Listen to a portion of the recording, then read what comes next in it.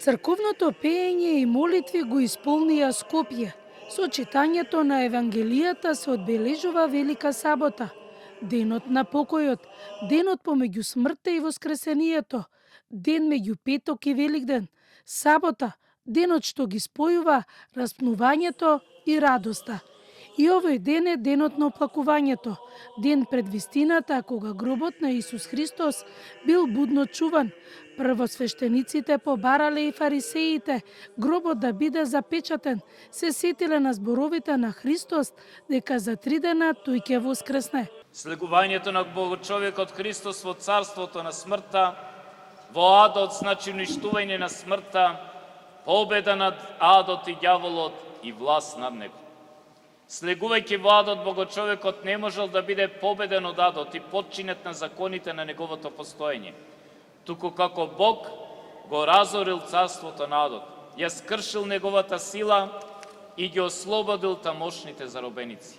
Христос ни вели: ги имам клучевите од адот и смрт, а црковната песна ни вели: смрт, каде ти е осилото, аде, каде ти е победата, Христос воскресна и ти си згазен. Свештениците блиску до верниците ги читаат трите важни настани: упокоението и престојот на Христа во гробот, чувањето на гробот со стража и Христовото слегување во адот, пеколот и отворање на рајот.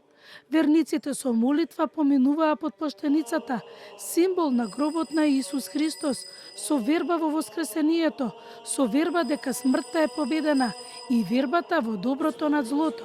По завршувањето на литургијата, денеска се причествуваа верниците кои постеле: постот за нив е мирот, искушението со добра мисла до чиста душа и тело. Јас почнав пред 3 години вистински да постам, многу се посветивме на црквата заедно со сопругот.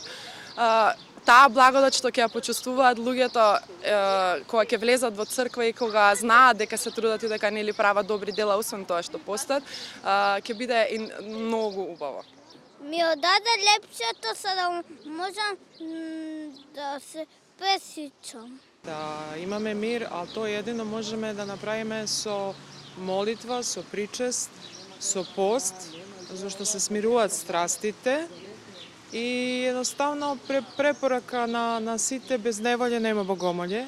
Литургиите се не само богоугодни, потребни, него се и за спасение на душата, и пожелно е што повеќе, што почесто. Би било најубаво според мене секоја недела, барем во неделата, а за среќа, слава му на Бога, имаме можност во соборниот храм Свети Климент Охридски во текот на секој ден.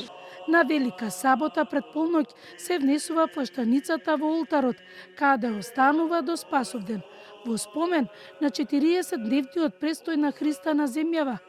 На Спасовден Господ се вознесе на небо.